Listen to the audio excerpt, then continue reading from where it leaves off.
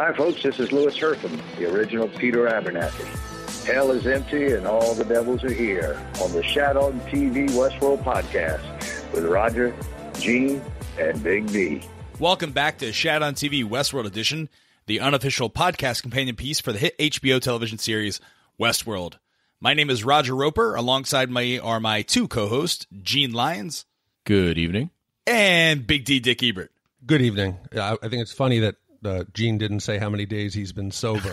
It's been, no. I'll take that one. 7, this is a week now. So it's a week with no alcohol. And I actually just went on a trip up north and stayed in a cabin, roaring fire. And I would have liked nothing better than to, enjoy some nice Flagstaff beers or, just like a nice whiskey. And no, kept it real, guys. I even resisted the biscuits at Black Bart's Steakhouse. I was just stuck to meat and veggies. Starting a diet around the holidays is the ultimate punishment and the ultimate test for like self-will and perseverance. So I commend you, good sir. Well, the thing is, when you're fat, sweaters just are very, I want to wear a sweater, but I don't want to look conspicuously puffy in a sweater. When it's t-shirt weather, you can kind of get away with that. But in a sweater, I don't know what people talk about bikini bods. I talk about my sweater svelte. It's all about the extra flannel shirt that you throw on top of the t-shirt. That's the fat guy move. They don't want to hear about your sweaters. Let's go. This was a killer episode. All right. This is the Instacast episode of Shat on TV, where we break down the week's episode of Westworld immediately after we just finished watching it. We only watched it one time. We didn't take any notes. We did some live tweeting, however, and this is our instant reaction. So we've only watched it one time. We haven't had a chance to go back and rewatch some of the scenes and catch everything. So we do that in our deep dive cast that we release on Tuesdays. And then that's followed up on Thursdays with our Westworld Telegraph, where we answer the top 20 emails and theories of the week from you, the audience. So thanks for listening. Thanks for hanging out with us. This was episode 8. Only 2 more episodes of the season remaining. Guys, what did we think of episode 8? Aside from any judgment of the episode, I tweeted this out during the live tweeting. Just, I have taken, notes and jotted down ideas that I had during episodes, important things that I might want to go back and, to take notice of on the second watching. Guys, I don't know about you, but there was more to track in this episode, I felt, than even episode 1, which was the episode that set everything up. This seemed like it was shutting down some theories, spawning new theories, and just giving us so much to pay attention to. Yeah, I think it was almost overwhelming with answers. And I think going back, we're going to be able to pull a lot out of this. And I think it'll put a lot of the crazy theories out there to rest. And hopefully we're getting more clarity on what's actually happening. So if I can suggest we do this Instacast a little bit differently, instead of kind of going through like the big buckets and just throwing it out there, I was thinking, because I picked up a few things that I think I got answers to. So if we can start maybe by going through things that we have learned or new things that we know. How's that sound? That sounds great. Yep. That sounds great, Big D. Sounds like someone's gunning for my position as host, Big D. Sounds like Paula Abdul wants to take over Seacrest's job. That's what I'm hearing. You are more Brian Dunkelman than you are Seacrest. so you're saying Bernard's gonna choke me out after this season and I won't come back for season 2? Is that what that means? It's very possible. So I want to start with my number one big one. So we now know, correct, Elsie is dead at the hands of Bernard, or just choked out. Yeah, I say choked out. There was that flash of it. A question though, kind of following off of that though, guys, is that yes, I agree. We know that something happened to Elsie at the hands of Bernard. Was that his flashback of himself seeing that, or was that just for the audience to know that something happened? I think that was the audience to see what he had done, to go back and to let us know that Ford is lying to Bernard. Bernard is aware of it, and he's aware that he has done things for Dr. Ford in the past. So you don't think Bernard knows specifically that Elsie was at his hands? Oh, I think he definitely does. He remembers it. We can see that he remembers when he says, have I done this for you before? And Dr. Ford says no, and instantly that memory comes back. There would be no reason that Ford would implant a false memory that would have Bernard question him. So I think it's clear. It has to be. There's no way that Bernard has her tied up in sub cabin somewhere. All right, well, let me ask you this question, though. So we see that Dr. Ford has gone to Bernard and wiped his memory, correct? Oh, now? Yeah, that's what just happened, correct? I thought he wiped Bernard's memory. Yeah, after he has Bernard run out there and do his little detective work and erase all the tracks and go through and burn all the evidence and the love notes. Okay. And to that, Photoshop in the future is kick-ass. Yeah, it's pretty good. It's not You bad. can just... And when we hear Dr. Ford talk about there's no history of Arnold, now we see why. It takes a few keystrokes, a little bit of the mouse and walking around the office to erase someone or someone's actions fairly easily. Yeah, but all right, so here's my question, though. So Bernard is a turned-up host, right? The whole purpose of Bernard is to assist Dr. Ford in the creation of hosts, which kind of lent credence to your theory that Arnold created Dr. Ford, and Dr. Ford's a turned-up machine, and he was helping him assist, right? So go with me on this. Just answer the question, right? Yes or no? Bernard's a turned-up host. I mean, can we just turned up? He's turned up. Yes, he's turned up. He's been enhanced and given the ability to create, essentially, is what you're saying. Okay, got it. All right. So when we see the flashback of Bernard choking out Elsie in the old wrestling sleeper hold, is that after Dr. Ford has supposedly wiped his memory? No. So it's before. Are you watching the show with us? Listen. I was live tweeting and watching the show, so I'm asking my friends Okay, gotcha. on the podcast I do together in an Instacast, did I see that? Okay. Or please answer the question. Okay, I don't need your snarky remarks there, Paula. All right, I got this. So here's what, let me break it down. So Ford is sitting Bernard down. He says to Bernard, he offers him kind of a devil's deal, right? Eternal sunshine of the spotless mind. He says, you cover up these tracks, I will take this pain away for you, right? You cover up the tracks. You make it seem like Theresa we had nothing to do with it. And in turn, I will make sure that you don't even remember us having anything to do with it, right? And so as he's sitting him down and saying, okay, you've done your part now, and they have that conversation about what is real, and he's going to turn him down there, turned him down. He says, at that point, he has one last question, kind of like a last request at the hands of an executioner, right? He says, have I ever hurt anybody like this before? And Ford says, of course not. And then there's that flash where you just see him, he's got Elsie. So it's right before he wipes him. So did he not wipe Bernard after he choked out Elsie? Because you would assume that, according to the theory that I presented last week, that Bernard is his hatchet man. That seems to come true, right? I think we can fundamentally all agree that Bernard is Dr. Ford's hatchet man, and he's done this before. Yeah, I think that there was an attempt to wipe him, but clearly something remained there. Hence, trace decay, right? Got it. So trace decay being that idea that a memory causes a physiological or chemical change in the brain, and then that memory decays, right? So that there's still some remnant of something swimming around in there. Got it. Yeah, and I think the other big part of that is he asked the question knowing he was going to be wiped, so that he has that piece of information now, that not only has he done these acts before Dr. Ford in the past, but he will also remember that Dr. Ford is a liar and manipulating him and not being honest with him. That's the big part. That's awesome. That's a great reveal. That's a huge reveal this episode. I think it's going to play out in the next 2 episodes. Big D, what other things do you want to talk about? We'd always suspected that, or I did, where I said that, humans were only capable of doing so much, and they'd hit a roadblock.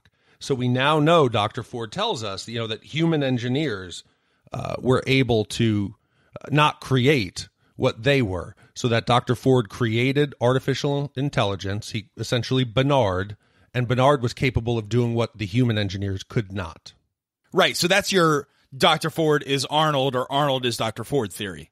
Well, not even about who is who, but that the jump start in the park from the mechanical simple to what we see now as the advanced park was aided by AI. It was machines creating machines. Getting back into that too, the unified Westworld field theory of yours, Dick, or the Robopocalypse theory, if we want to call it that.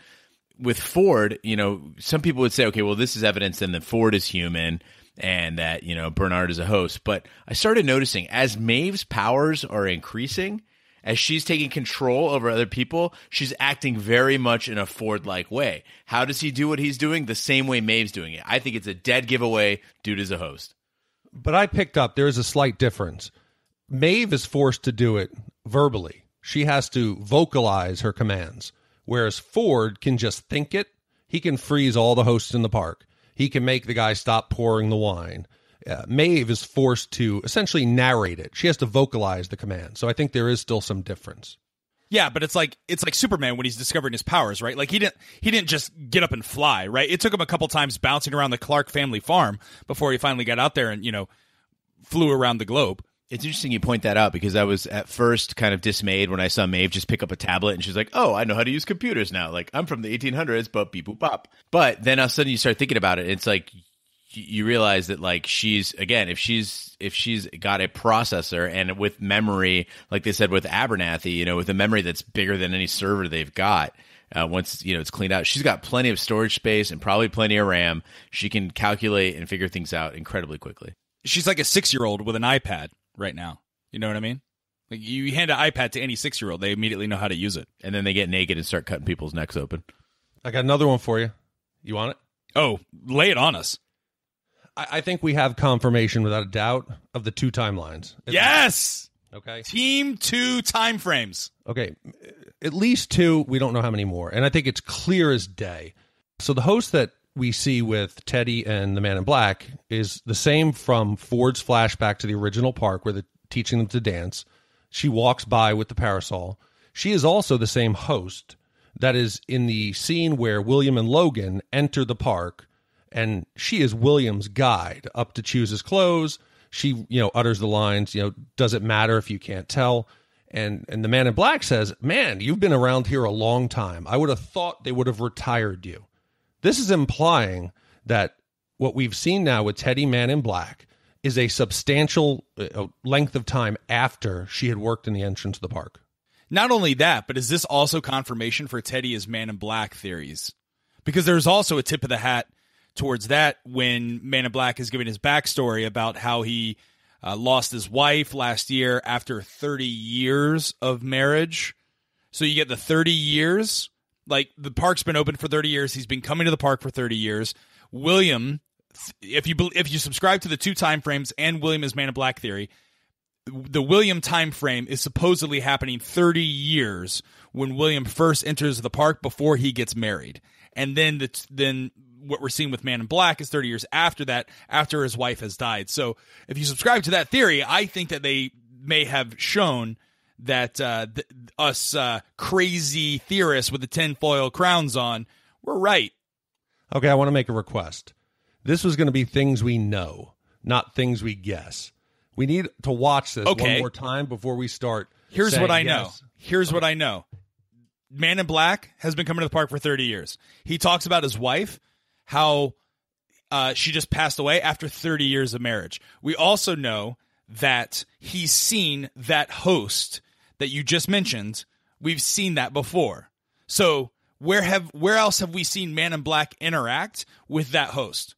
We haven't, right? We haven't. We've never seen it. Where have we seen a similar theoretical character interact with that host? You like how he just turned what he knows into hypothesis again? That's pretty smooth move there, Raj.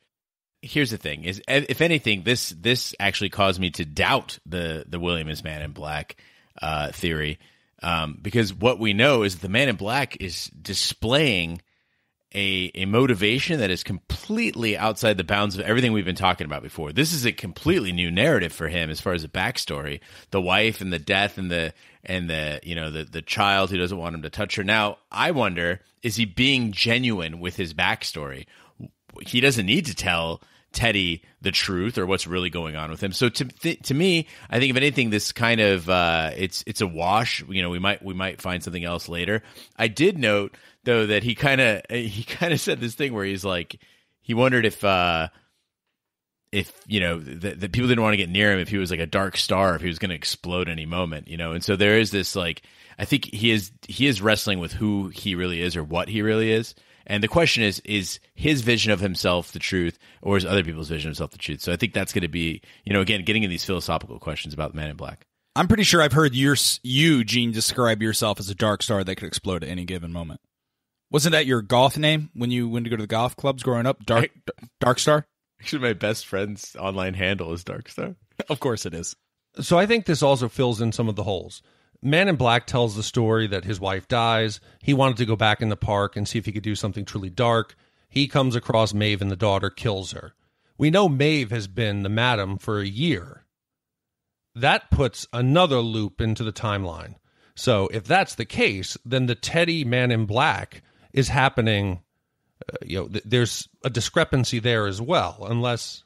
No, my theory that we would see young Teddy, we would see young William come in as the Man in Black shooting Maeve that I talked about last week. That's gone, right? That's out the window. Yeah, that thing is shot. I mean, I think we basically from this we can see that Maeve versus the Man in Black is a pretty recent memory. That's right. And that implies that the seed for Maeve was planted prior to this. I don't think that this action you could look at it and say, oh, her love of her daughter is what caused this all to go awry. I don't buy it. I think this happened before, that something happened with her before. She was destined to be this. And again, with the maze, being in the sand where she and her daughter fell, all of that, it just seems that, something was going on before the Man in Black even showed up on the scene there. And again, I'm trying not to go down the theory hole, guys, but are we supposed to believe that Man in Black, we know that he's been coming to the park for 30 years. We know he's a VIP. We know that he's a philanthropist, right? These are all things that are facts. Was he a white hat that was coming to the park over the last 30 years and then just finally decided after his death that he was going to do something tragic, that he was going to test the limits of his psyche by going and stabbing Maeve? I mean, that, according to the timeline that we know, that happened just over a year ago. Since you're asking a question, it doesn't fit my criteria of things we know.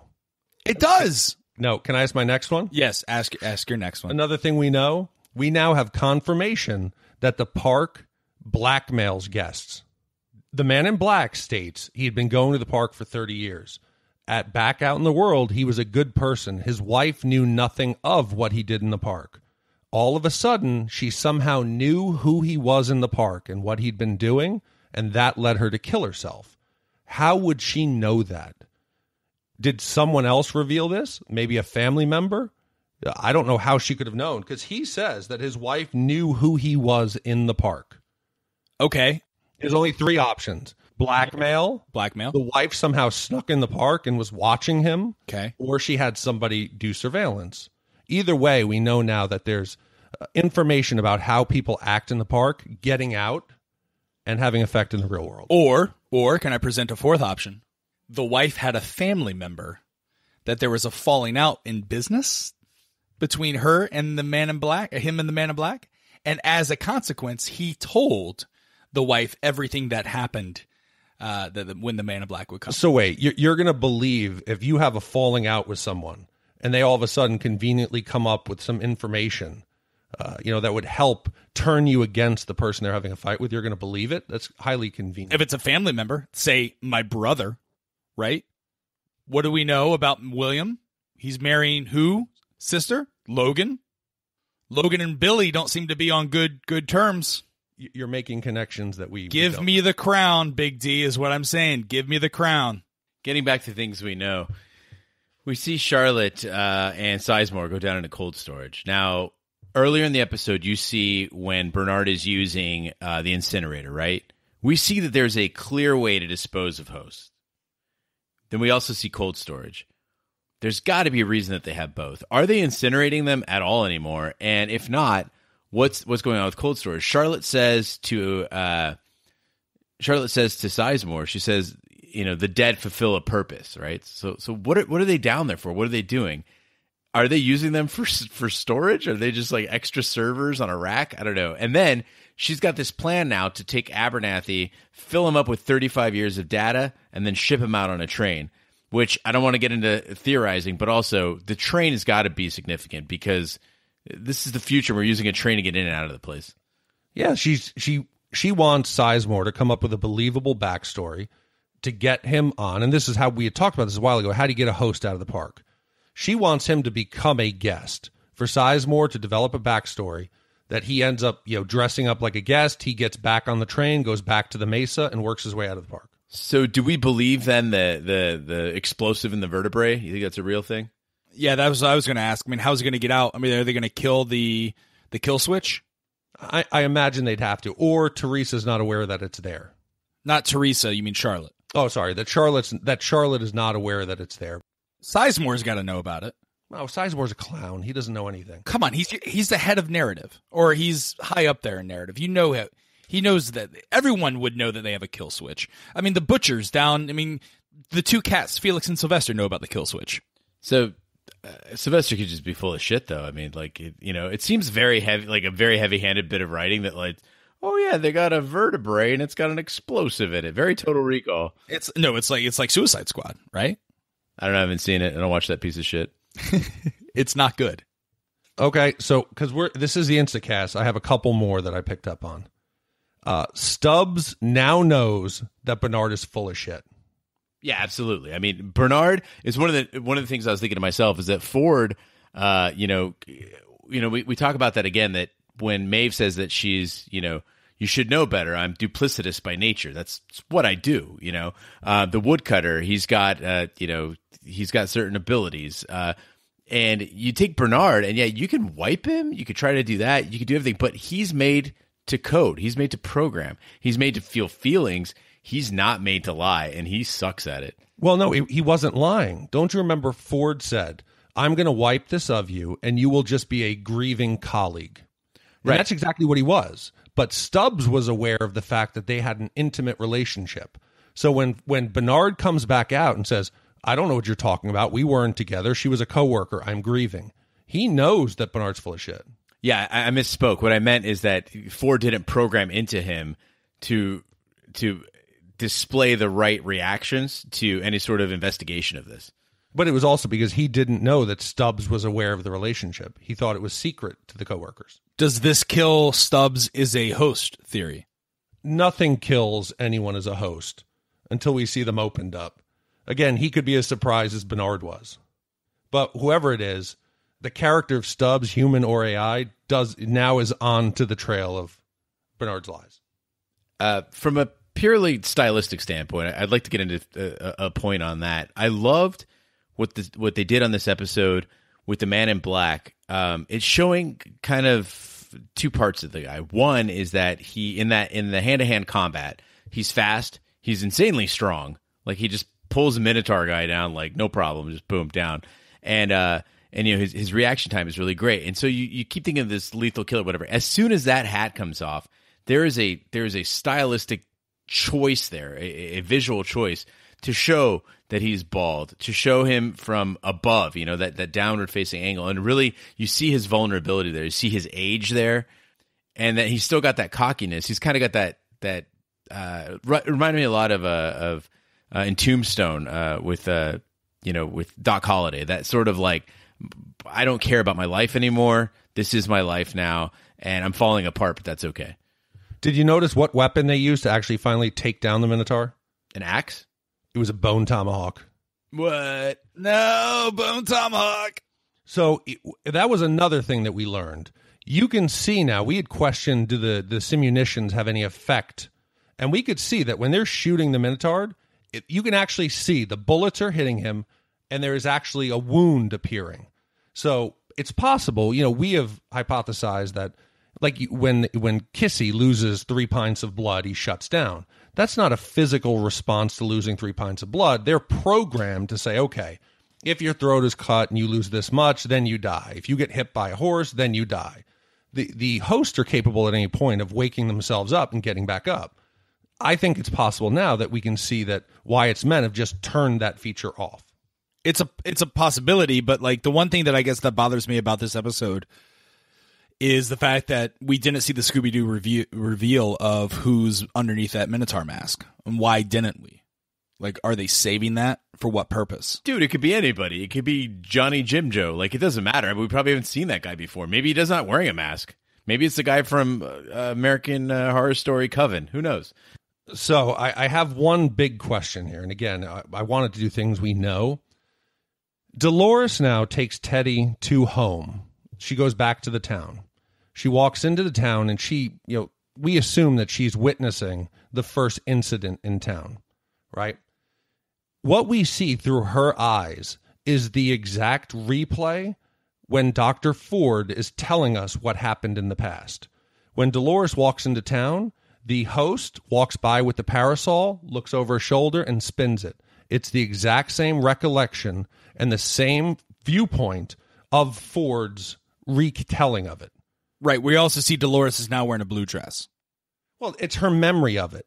But what I'm saying is the position of what we see, the perception, is identical. Dolores' retelling of that scene matches exactly the viewpoint of Dr. Ford's. Got it. It's told from the same set of eyes. Right. So what's your point? That can't be coincidence. So you think Dr. Ford has programmed that memory into her, or that she's recollecting something that actually happened to her? We don't have the pieces to tell it, but it is the same point of view. So whether they're recalling one common memory or it is the same person, it could be either. But it's no coincidence that the exact same experience. We're told that the host's memories are perfect. This is the same person's recollection. So falling on that, these are files. It's an important, again, trace decay kind of speaks to that, right? So for a human being, your memory it deteriorates, right, over time. You don't remember things exactly. And you're left almost with the essence of the memory sometimes. And if the three of us were to go, recording this podcast, right, my view versus Roger's view versus Dick's view of the incident is different, right? We're looking at different screens, we're in different environments, we're hearing different things, we're thinking different things. If there was for expedience with a computer, if you're setting a backstory, you would duplicate the file, copy the file, and then share it among, whatever outlet that you were using. So in that sense, it makes perfect sense. I love the level of detail here, where essentially it's, it is harder for a computer to tell how recent a memory is than for you or I. For you or I, we could tell generally by how vivid the memory is, how long ago it was. For a computer, that file is intact regardless of when it was, and that makes it really difficult. For instance, if I told you to think back to your childhood, you would know how long ago that was because of how fuzzy that memory is, versus if I told you to think about this afternoon. To a computer, that's the same.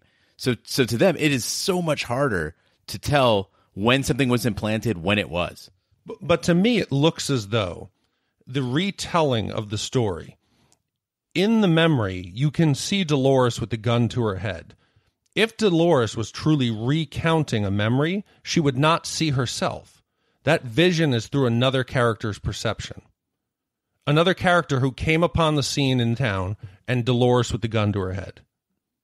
Possibly. Now we're getting into theories, and guys, we're also at 30 minutes, so that's typically when we like to wrap up the Instacast. So what other things did we learn? And then let's save all these great topics for tomorrow's big deep dive. Okay, I got two more. We have learned that Logan is now a new recruit to the Union Army and seems to be very healthy and alive. Yes. And he's not too happy with Billy. I think we also learned that everybody who watches the previews at the end of the episode and then uses that as evidence is a dummy. Because when you're like, oh, well, Dr. Ford showed everybody her body, so clearly he's not trying to cover everything up. That is, showing somebody a body doesn't mean anything. You could still be trying to clear it up. God, I love the way he did it, though. By him, saying, well, she was out there, where the wood chopper was, and, she fell and hit her head. He's doing it in a way that forces, is it Charlotte? Yeah, it's Charlotte. Yeah, he forces Charlotte, that Charlotte can't question this. She knows that he's full of shit because that's what she had Theresa out there doing. It's so beautiful. I thought it was tied up nicely. You're all happy here under Dr. Ford's control. And again, I want to say, hold on, I'm glad that Teresa's dead because she was a bad person, not because of her gender. She was a bad person. And I'm glad that there isn't going to be a host Theresa. Not because she's a woman, but because she just really annoyed me as a character. So we don't need one that lives on in perpetuity. Guys, I don't know about you, but I have a lot of female friends, and I have a mom. So there's no possible way that I could be sexist. You're such a dick. So I got one last one for you. And it's kind of a question, so I'm going to break my own rule. Maeve is now completely aware. She seems to have access to every part of the park, every part of her psyche. She says that she was designed for something that's out of her reach something completely different that's laying dormant? Any ideas? Right. So I think that goes back to what was, what was really being worked on there, right? Like what's the again, we talk about like what the motivations are. I have no idea what she's meant to do, but I think that she is, like we said, if there is one special host in all of this, I think it's her. I think Dolores, again, with the memories and all that stuff, I think is still being manipulated. Maeve, on the other hand, she could still be being manipulated, but if there is one that's kind of doing her own thing, there's a reason for it. What I don't understand is why she's so reckless, though. I mean, she immediately gets power, and the first thing she does, she's like, tee-hee-hee, I'm going to mess with the heist. What the hell was that all about? Well, she wanted to get the key to the safe, it looked like, because I believe the bartender had the key. Whatever it was, regardless. Yeah, what's in the safe that would make... But hold on, let's talk about that.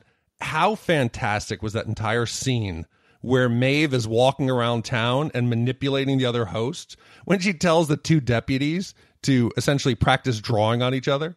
There were two things I didn't like about this episode, and that was one. Hold on. Did you not like when the sheriff walks off, tips his hats to Armistice, and she still shoots him in the back? That's the one thing I did write down in my notes. It said, Armistice is my girl, shooting people in the back because she's a killer. Why is she a killer? Because she's a killer.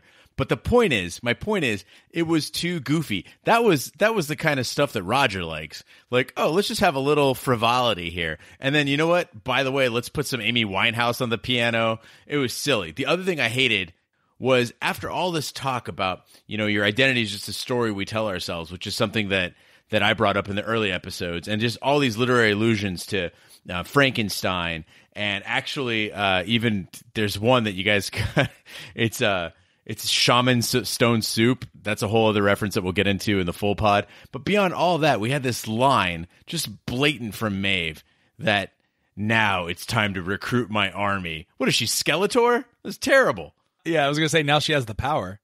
Oh, I'm done. Let's go. All right. That is so getting cut. Yeah, no, one thing I do want to point out about this episode, Gene, you talk about like the whole line that Maeve throws out there.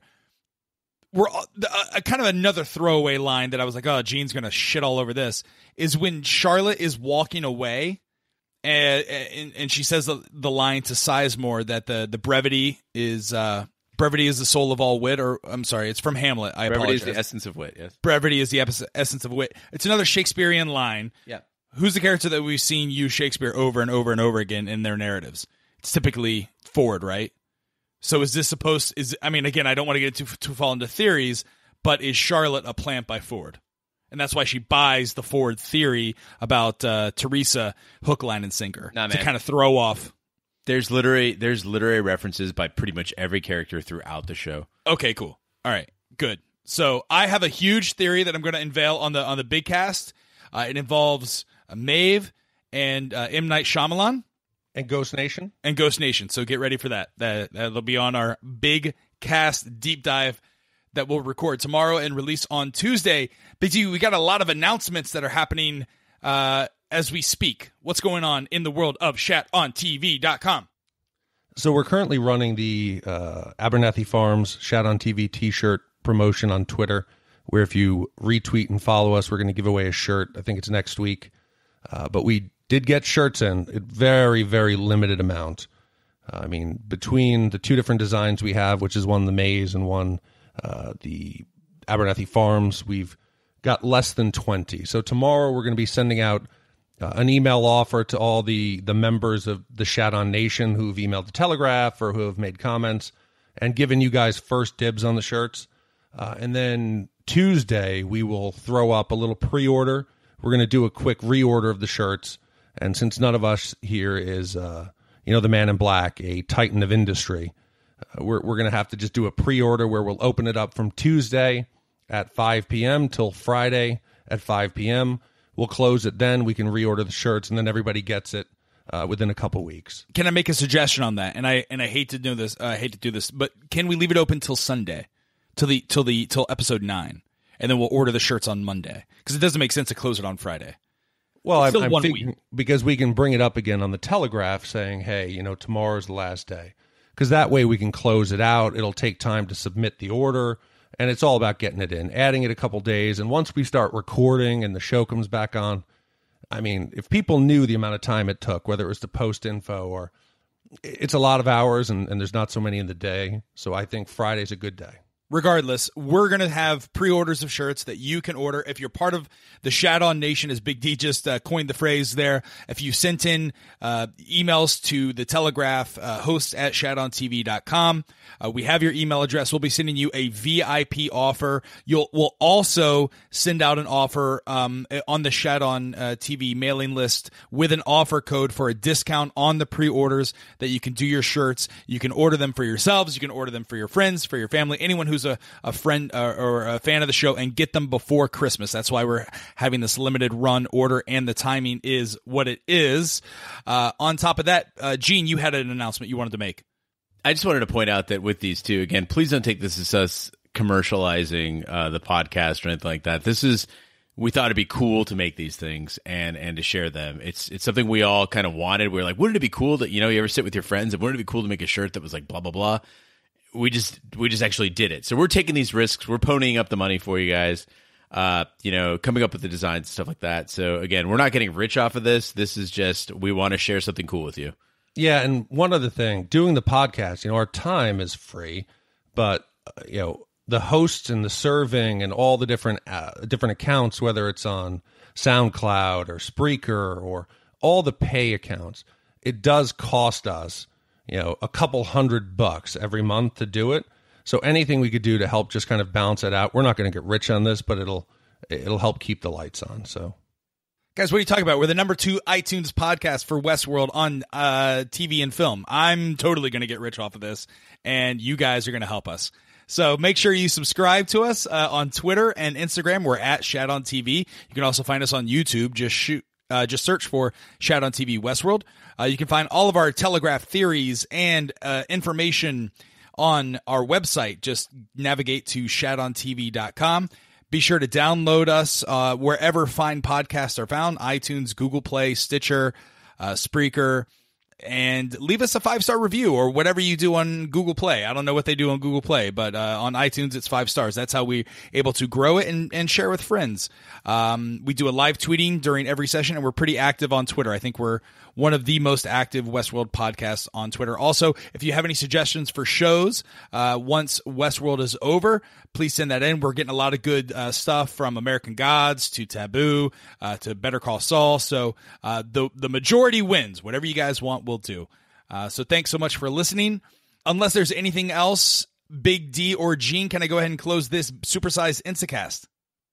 All right, this is the Roger Roper, saying we'll see you on Tuesday here on Shat On TV Westworld.